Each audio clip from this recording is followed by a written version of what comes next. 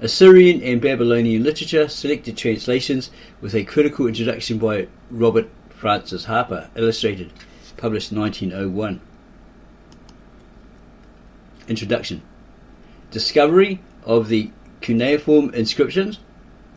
The history of the ancients has a peculiar charm for us, which gradually increases as from year to year the darkness gives way to light through the excavation and decipherment of the monuments. Until a very recent date, this is probably prior to when this book was published, scholars were accustomed to turn to Egypt for the beginning of all things. Egyptian literature was the oldest, Egyptian civilization the earliest, and from the Egyptian hieroglyphs through the Phoenician, our alphabets were derived. But the cuneiform inscriptions bring another story, and the seat of the earliest known and most influential civilization must now be changed from the valley of the Nile to the country between the Tigris and Euphrates, southern Mesopotamia, or, in other words, Babylonia. These inscriptions have opened up to us a history far more interesting and valuable than that written on the papyri and monuments of Egypt. It deals with a nation that played an important part in Old Testament history and exerted a powerful influence over the chosen people, with a nation whose literature begins earlier than that of the Hebrews and runs parallel with it until the later are carried into captivity by the former. Although interesting from a general historical standpoint, this literature is the more valuable because of its striking similarities to the Hebrew, and because of the help it brings to an understanding of the biblical text.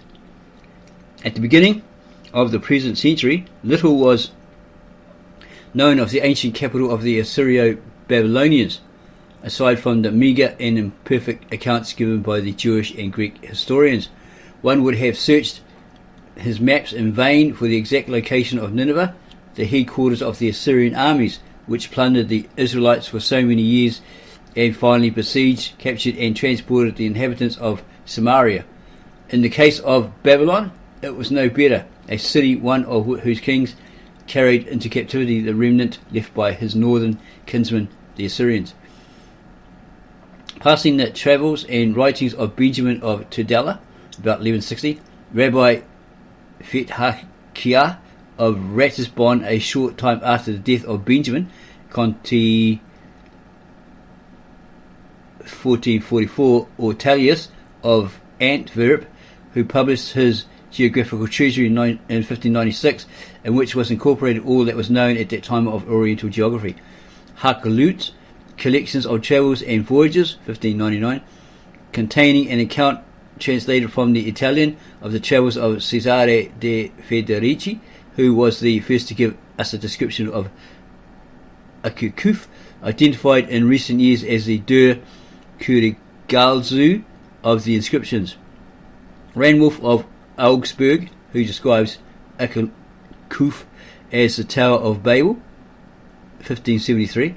About the beginning of the 17th century, John Cartwright, the first European to attempt a survey of the ruins of Nineveh. Don Garcia de Silva y Figueroa,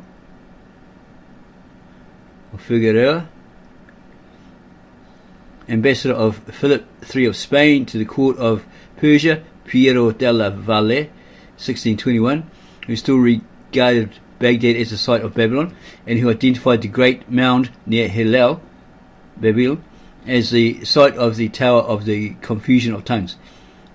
Pedro de Ixita, a Portuguese, Sir Thomas Herbert, 1626, Tavernier, who visited Mosul in 1644.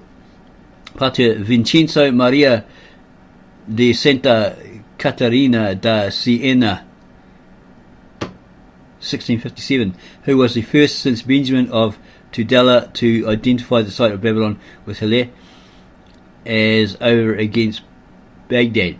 Flower, 1667, Chardin, who in 1674 copied the so-called window inscription, the shortest of the trilingual Achaemenian inscriptions. Engelbert Kempfer,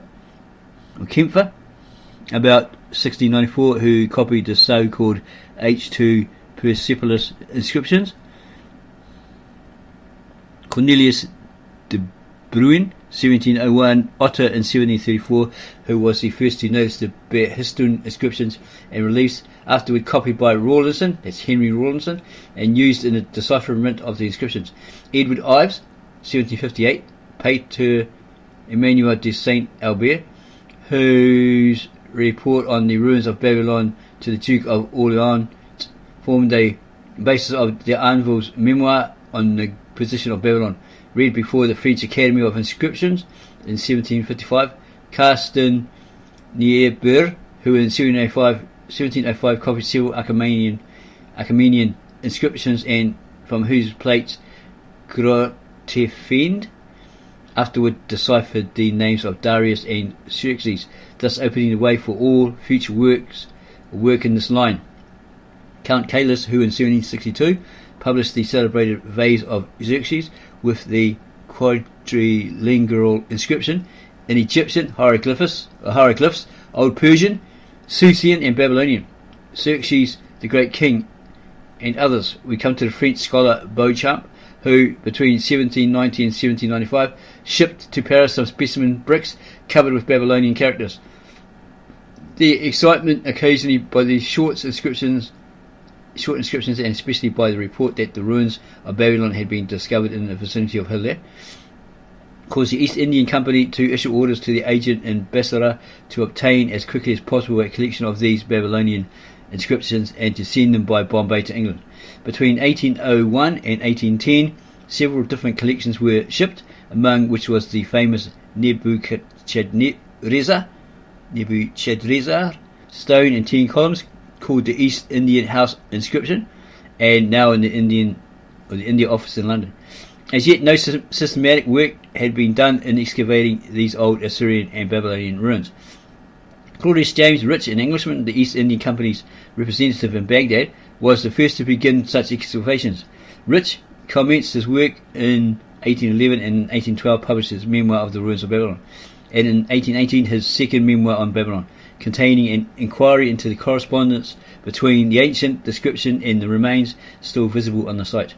In this second memoir are found copies of several more or less important Babylonian inscriptions, among which may be mentioned as the most important, the so-called Borsippa inscription of Nebuchadnezzar. Rich continued his work until 1820, sending at intervals to England such remains of inscriptions, bricks, sculptures, etc. as were excavated. In 1820 he made a journey for his health into the Kurdish mountains, and on his return he spent a few days in Mosul on the Tigris. From Mosul he saw on the other or the left side of the river mounds similar to those at Hillel, and he was informed by Arabs that a large stone had been found in these mounds covered with engravings of men and animals. This find had been reported to the governor of Mosul, and he had ordered it to be broken down into 1,000 pieces, because, as he said, it contained engravings of the ancient gods, and with the Turks idolatry is the most heinous sin. Rich came to the conclusion that these mounds opposite Mosul represented the capital of the Assyrian Empire. On his journey down the Tigris to Baghdad, he landed at the mouth of the upper Zab and examined the mounds there, called by the Arabs Nimrud. So is that an Arab name? He collected a number of inscribed bricks which are now to be found in the British Museum, but was not able to pursue his investigation further. After a lapse of 20 years, in the spring of 1840, Austin Henry Layard visited the ruins of Nineveh as identified by Rich. In 1842, Layard returned to Mosul without having made any excavations. Here he met P.C. Botta, the French consul, who had been interested in his work by the Orientalist Moll, at that time professor in Paris. Layard being without the means necessary to carry on the work. Botta himself was without means at this time, but in 1843 he was enabled to begin, and he continued until 1845, during which time he laid bare the city walls of Khursabat and discovered many valuable inscriptions. In 1849 to 51 he published his Monuments of Nineveh by order of the French government, in which are to be found 220 pages of inscriptions.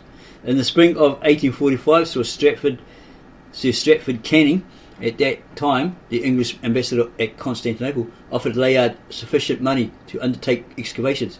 Toward the end of the year, Layard began work on the ruins of Nimrud, 5 hours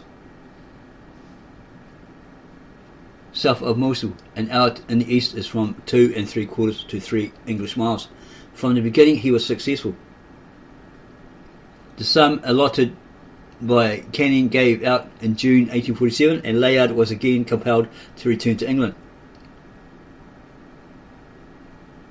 During the 2 years he had, however, laid bare 3 large Syrian palaces: the northwest palace, that of Ashur-nasirpal, 884 to 858 BC, the central palace probably built by the follower of Ashur-nasirpal, Shalmaneser II, 853 to 823 BC, in which was found the celebrated black obelisk of Shalmaneser, now in the British Museum, and finally that of Esarhaddon, 680 to 669 BC.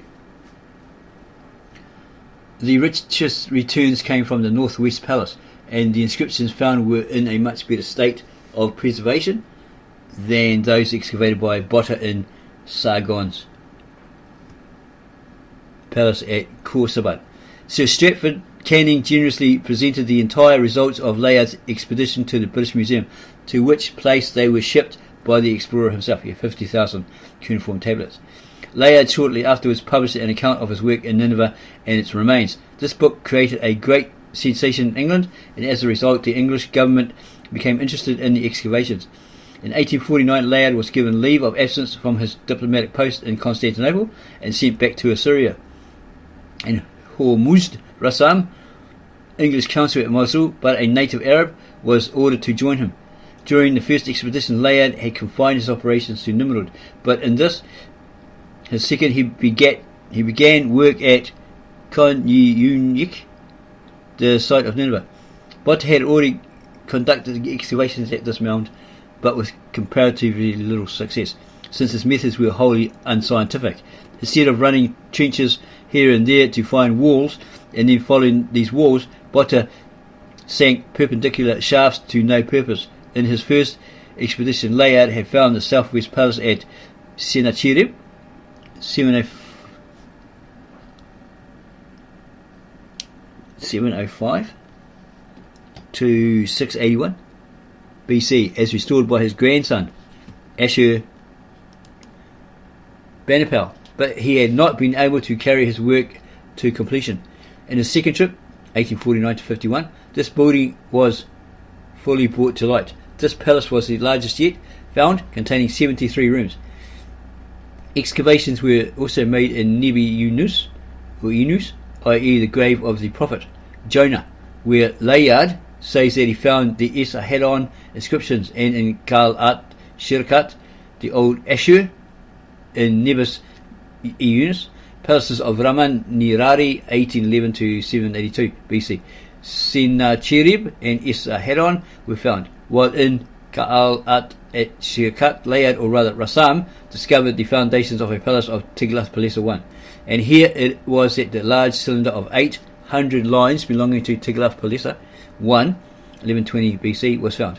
During this expedition, Layard also visited several sites in Babylonia, but he was able to accomplish little or nothing.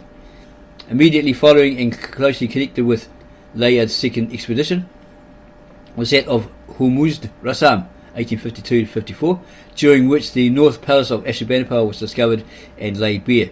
In this was found the celebrated library of Ashurbanipal, containing thousands of clay tablets inscribed on both sides.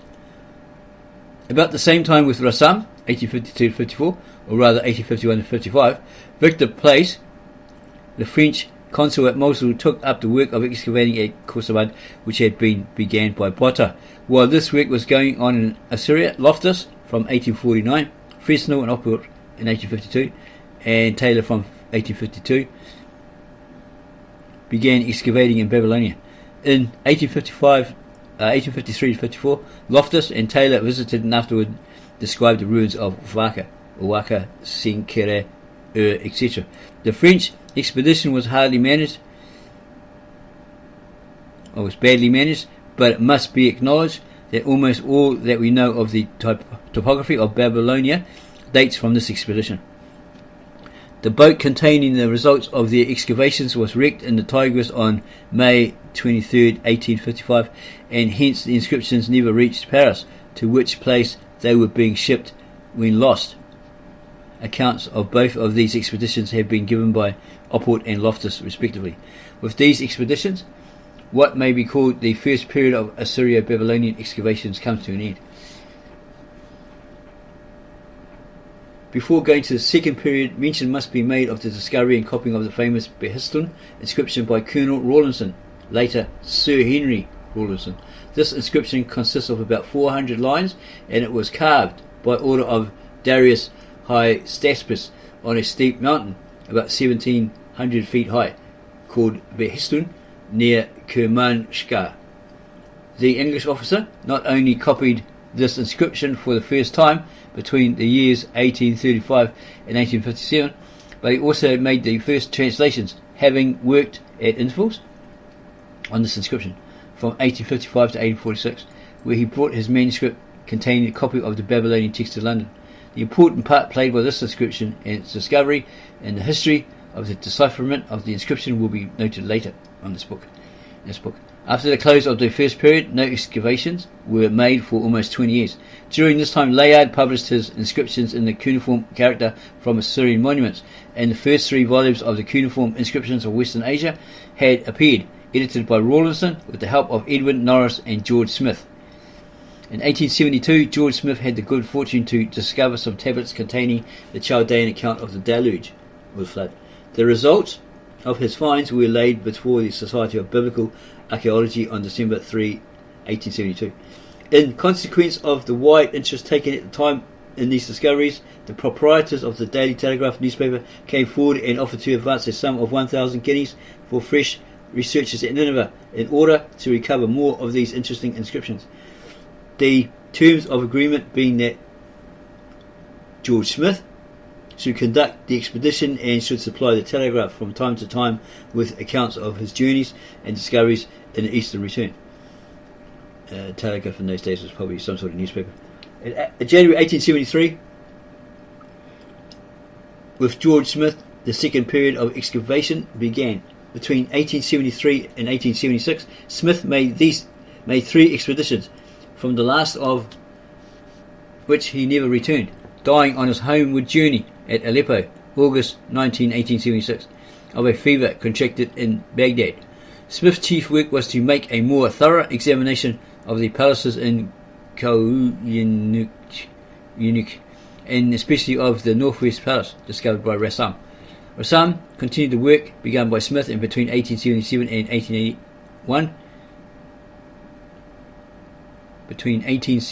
1881, made 3 expeditions. The chief result of the first was the uncovering of another palace of Ashurnasirpal at Nimrud, and the finding of the celebrated bronze gates at Shalmaneser II. In the same year, he visited the palaces of Sennacherib and Ashurbanipal at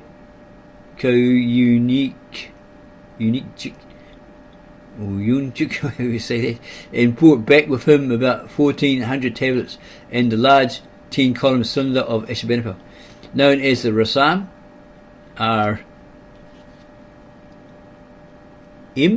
cylinder. In his second expedition, he directed his attention to Babylon. Besides the so-called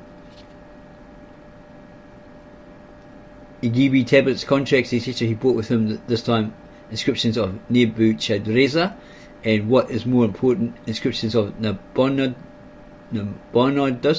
and of Cyrus. During his last trip, the most important discovery was the temple of the sun at Abu Habba, the Sepharvaim of the Old Testament and the Separa of the inscriptions. This site was accidentally found while Rassam was hunting for another mound. It is only 7 to 80 hours southwest of Baghdad, or less than 25 miles. From 1876 to 1881, while Rassam was also at work, the French vice-consul at Bosra, Ernest de Sarzeck, had been excavating at Tallo, the Shirpula, or Lagash, of the inscriptions. The finds were for the most part non-Semitic. They are now in the Louvre in Paris. It's like a museum, right? De Sarzeck had been excavating at Tello at intervals during the last 20 years. He was there in 1889 and was visited by some of the American party who were then excavating at Nifer.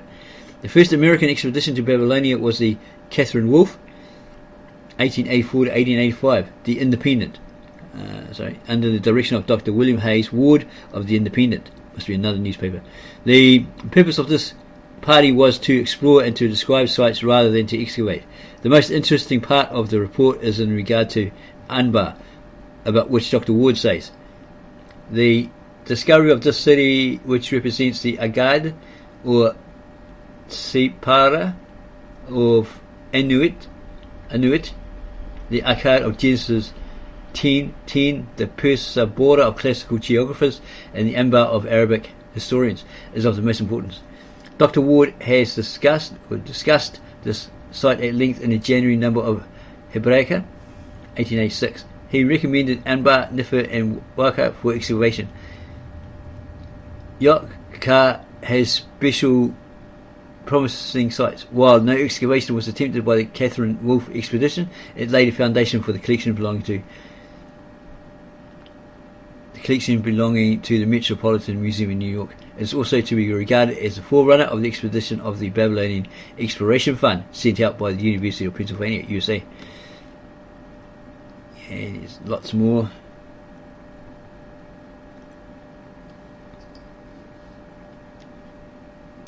To this introduction.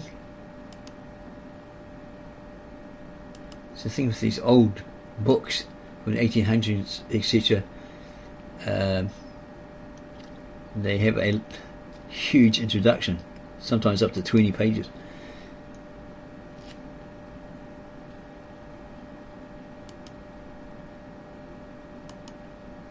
And it's talking all about these art pieces, by the looks of it.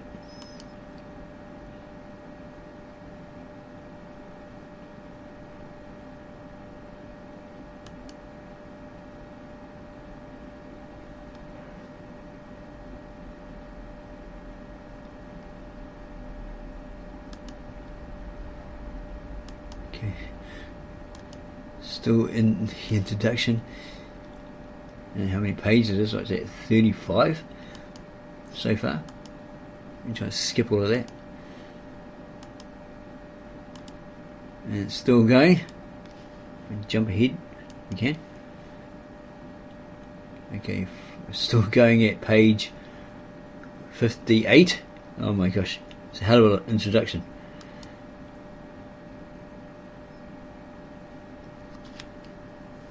And finally on, looks like page 60, famous and unique manuscripts and book illustrations, a series of facsimiles showing the development of manuscript and book illustrating during 4,000 years. The Tower of Babel, facsimile of a miniature in a manuscript of the 14th century in the National Library at Munich, Germany.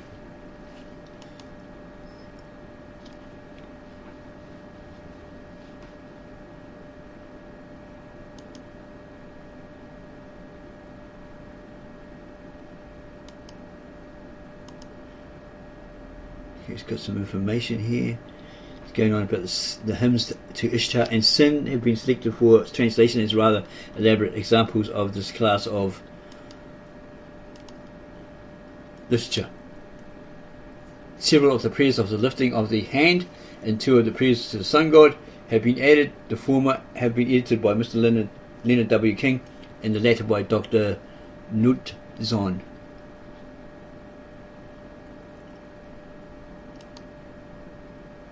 An outline of Babylonian Syrian history.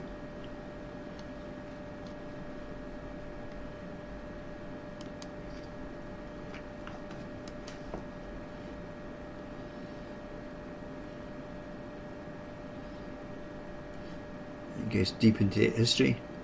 The beginnings of Assyria are unknown, but the comparatively late date of its appearance in history, coupled with the fact that language, institutions, and people have a Semitic character, and that decidedly Babylonian,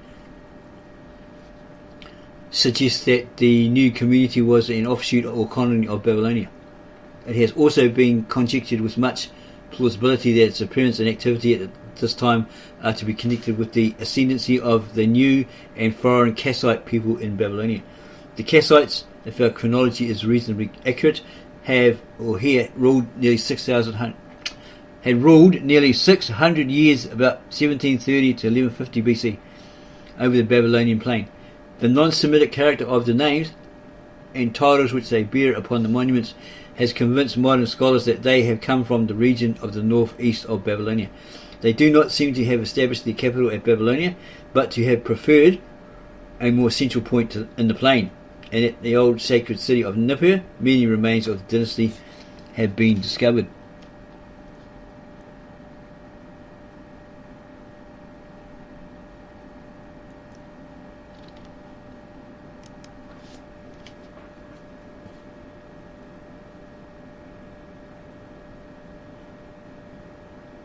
And eventually the Kassites disappeared. The struggle with Assyria continued, being transformed as it seemed from a struggle against conquerors of their native Babylonia into an ambition to recover for themselves and take possession of the homeland. In addition to this complication, the Semitic Babylonians had to contend about this time with a new antagonist, the Chaldee, a warlike people of Arabian origin, entered the southern part of the plain, and at first occupying the seacoast, began to press northward to gain possession of the great centre of Babylonian life. Henceforth, the ancient state was harassed from north and south by her active enemies. Coincident with this endeavour to possess the lower Mesopotamian plain was the Syrian ambition to gain possession of the upper valley, over which passed the routes of trade in the west. These movements, at times hindered, at other times more successful, under kings of whom we know hardly more than their names, seemed about to be carried to complete success in the person of King Tiglath-Pileser I, 1120 to 1100 BC. His long historical inscription testifies to his campaigns in the north and east, the west and south, in which he reached the Mediterranean and conquered Babylon. With him, Assyria began to undertake that task of world conquest in which all succeeding kings took their part. But this progress was not destined to be constant. The two sons of Tiglath-Pileser have left only the slightest notices of the activity, and with their passing a decline begins in the fortunes of Assyria. So they went through these stages. They were strong, mighty, and they went weak. Strong again, weak. Strong, weak. It's like that, according to their history. But this progress was not destined to be constant. The two sons of Tiglath-Pileser have only left the slightest notices of the activity, and with their passing a decline begins in the fortunes of Assyria, lasting for at least a century. The chief reason for this seems to be that a new and irresistible migration of people from northern Arabia spread over the Mesopotamian and Syrian plains towards the Syrians back upon their own borders. This was the so-called Aramaic migration, the presence of which in Syria is testified to in the biblical narrative of the wars of David with the kingdom of Zobah, and the relations of Solomon with the newly founded kingdom of Damascus. Darkness settles down upon the Assyrian kingdom until Raman-Nirari, Adad-Nirari, II appears, in whose brief inscriptions are mentioned two of his predecessors, Ashur-dan II and Tiglath-Pileser II, the latter of whom seems to have been the founder of the new dynasty by which Assyria's fortunes were to be re-established. Raman-Nirari II was succeeded by Tiglath-Adad II, and he by Ashur-Nasirpal, or Chirpal, 884 to 860 BC, with whom Assyria was to take a great step forward. It has often been remarked that this decline of Assyria, 1100 to 900 BC, was a providential condition of the rise of splendid development of the kingdom of David and Solomon. The Arameans weakened the great eastern empires and made any movement in northern Syria impossible during this period, while they themselves were not sufficiently organized, nor had penetrated deeply enough into southern Syria to threaten the Israelite kingdom. But by the year 884 BC, all had changed, and on every side the opportunity was given for a great advance of Assyria. The Arameans had settled down into petty kingdoms on either side of the upper Euphrates. Babylonia was suffering from the invasion of the Chaldee. Egypt, after the brilliant reign of Shishak I, had fallen into decay, and the splendid organization of Solomon had split into the petty kingdoms of Israel and Judah. Ashur-nashir-pal seems to have devoted himself primarily to the recovery of the Mesopotamian plain from the Arameans, breaking up the kingdoms lying about the upper waters of the Euphrates. He made an expedition into Syria, the date of which is quite uncertain, possibly about 875 BC, in which he reached the Mediterranean.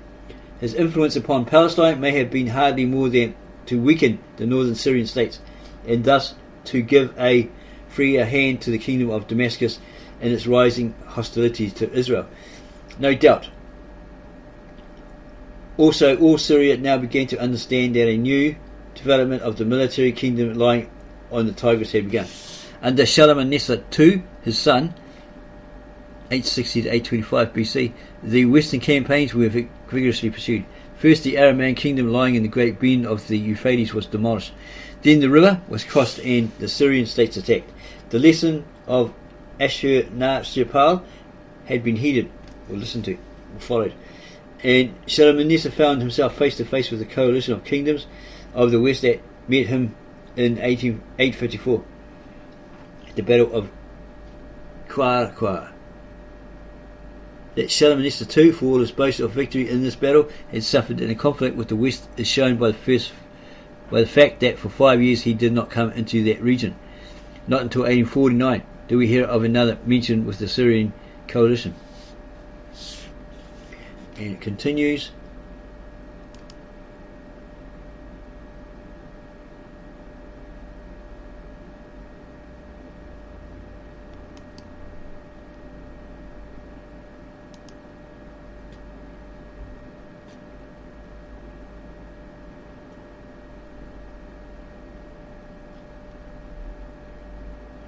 And it goes on until we get to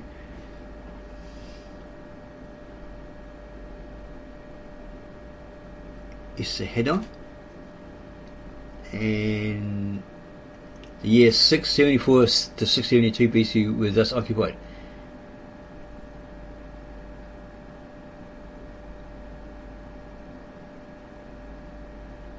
His son and successor Ashurbanipal, 668 to 626, continued the aggressive activity of the father. On the death of Esarhaddon, Taharqa had returned and re-entered Memphis. The advancing Assyrian army drove him out. A conspiracy was formed among the Egyptian princes to restore him, led by Necho of Sais, but it completely failed. Finally, in 662, the Ethiopians were driven out of Egypt, and the Assyrian authority there was supreme. In a tribute list of Ashurbanipal from about the year 667, the name of Manasseh of Judah occurs again. It is evident that Judah was a submissive vassal of the Syrian Empire. As the gradual incorporation of the western states into the empire brought with it the adoption of Assyrian civilization, the recognition of Assyrian religion, and interest in the biblical references to the presence of Assyrian culture and religion in the kingdom of Judah in the times of Ahaz, Hezekiah and Manasseh. The altar which the former saw at Damascus and copied was in all probability Assyrian. The son dies of the same king as an Assyrian invention, and the idolatries which are ascribed to Manasseh bear an Assyrian stamp and suggest how the supremacy of the armies of Assyria formed a strong argument in favour of the superiority of her gods. Some writers have held that the period probably saw the introduction of much of that Babylonian mythology, so like those narratives which are preserved in a purified form in the early chapters of Genesis. Ashurbanipal did not follow the example of his father in establishing his seat of government at Babylon, but removed it to Nineveh, placing his brother Shamash-Shumkin on the throne as vice king in Babylon. After some 15 years, the brother organized a formidable conspiracy, embracing the king of Elam, the Chaldeans, might be the Chaldees or the Chaldeans, and the cities of the west. For 2 or 3 years, Ashurbanipal bent all his energies to the suppression of the revolt, and when it was finally overcome in 648 BC, and subjugation of Elam followed. Ashurbanipal stood at the height of his power. Just what punishment was inflicted upon the kings of the west for their share in the rebellion we do not know. But the explicit narrative of 2 Chronicles 33:11-13 as to the Assyrian attack upon Manasseh, his removal to Babylon, and his restoration to his kingdom has led some scholars to place this event in connection with the great revolt set in motion by the brother of the Syrian king. A testament parallel to that of Manasseh is recorded by Ashurbanipal in the case of Necho, prince of Egypt. In the north, the glory of Assyria under Ashurbanipal seemed to reach the climax. Gyges, king of Lydia, hard pressed by the Cimmerians, sought the aid of the Assyrians and proffered his submission. Ashurbanipal could thus claim to have extended the boundaries of the empire to a region which his fathers had not known. And when he died, Assyria seemed never before so great as in its power, so imposing. Yeah, they got attacked from all sides. According to history, the Hittites, the Israelites, etc., etc., and they just destroyed the capital and so forth. And supposedly even the Kurds had gone up in there and done that. It's ancient ancestors of the Kurds. And then they took over and said that they were the originals, apparently. And today, many of the Syrians say, no, you weren't the original inhabitants of that land.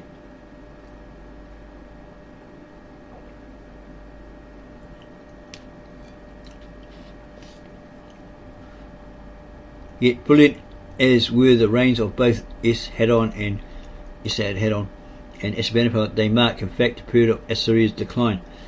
The conquest of Egypt was a necessity for the preservation of the fidelity of the western provinces. It was never incorporated into the empire. Esarhaddon's victories in the northeast really broke down the power of those tribes that stood as a barrier against the Medes. Ashurbanipal's conquest of Elam likewise opened the way for the Persians to reach the Babylonian border. Therefore, hardly was Ashurbanipal in his grave when Assyria hastened rapidly to her fall. Of these last years we are very imperfectly informed.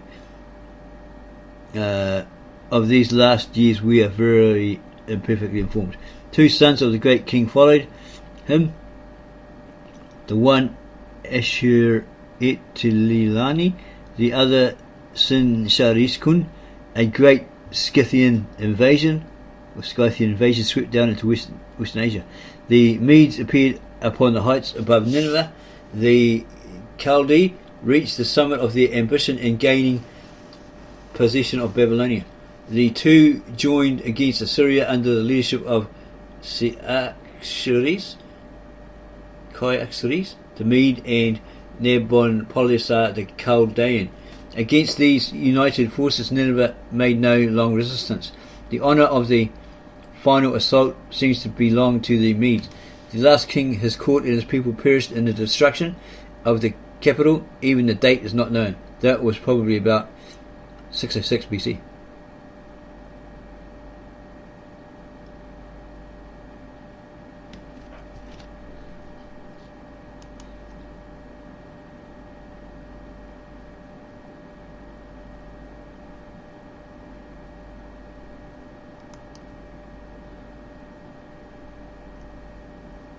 And this was by George Stephen Goodspeed.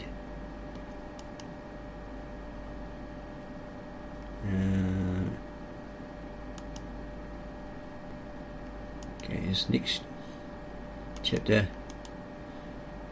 Okay, here's the contents. Legend concerning the birth and boyhood of Samson. A letter from Hammurabi to Sini Nam, and so forth.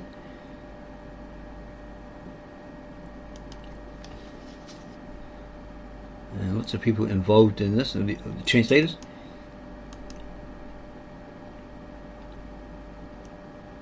Note, all except those marked with an asterisk were translated specially for this work. with this particular book. And the translations are protected by D. Appleton and Company's copyright 1900. Yeah, 1900. Illustrations, Sir Henry Rawlinson, The Tower of Babel, and so forth. Syrian and Babylonian literature, legend concerning the birth and boyhood of Sargon I. A letter from Hammurabi to Sin-Nidinum. Inscription from a cylinder of Hammurabi, king of Babylon. The inscription of Agu-Mukarrimi.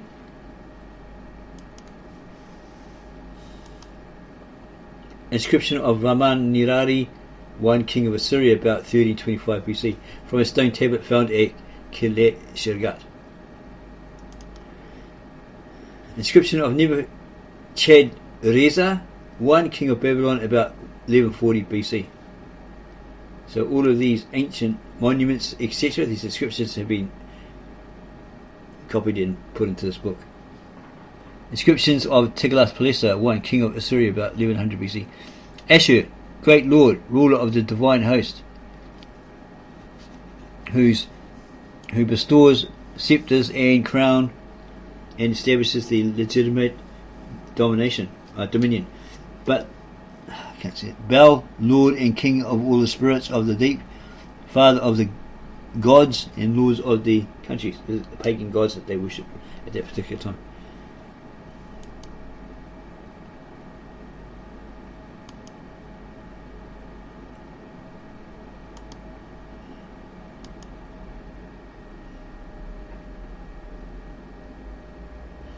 Okay, it talks about Ashur and the holy power and all this sort of stuff.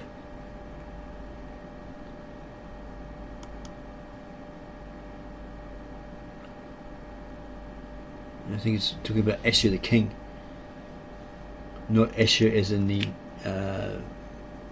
Tab Ashur Aramaic Exodus as a name of God. Ahiyeh, Ashur, Hiyeh.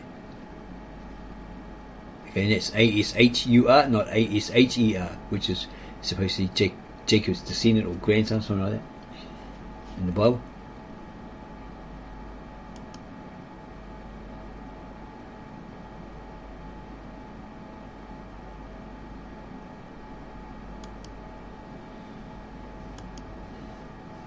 Introduction to the annals of King Ashur-Nasirpal, or Chirpal, king of Assyria. A votive inscription of the same person from the temple at Balawa. You can't see that, it's very hard to see, it's such old, such small print. Yeah, Balawat.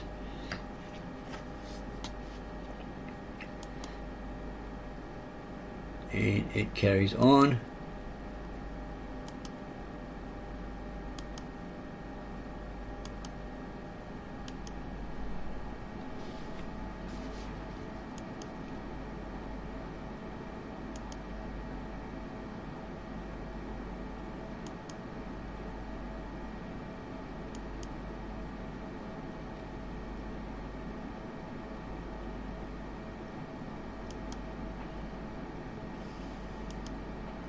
Trying to see if there's anything here on Ashurbanipal.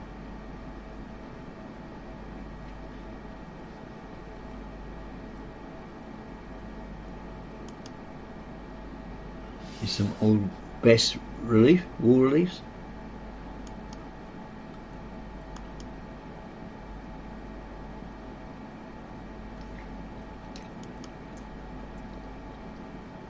The cylinder inscription of Sargon, 722 to 705 BC,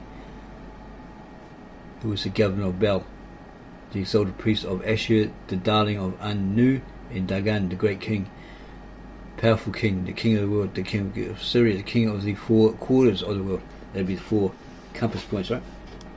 Probably.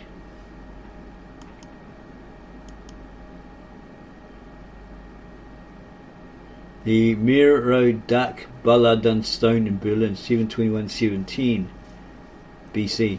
When Marduk, the great lord, the wisest of the gods, the king of everything, the autocrat of the Igigi and the Anunnaki, the most perfect commander, the herald of all heaven and earth, the voice of gods, and so forth.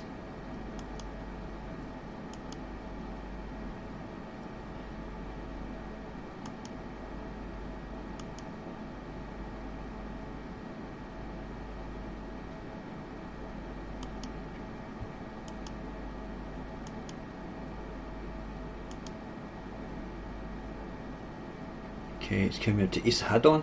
It's the father of Eshebenhal.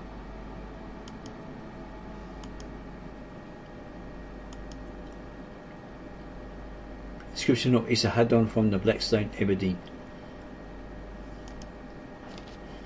Description of Esarhaddon in the Monolith in Berlin.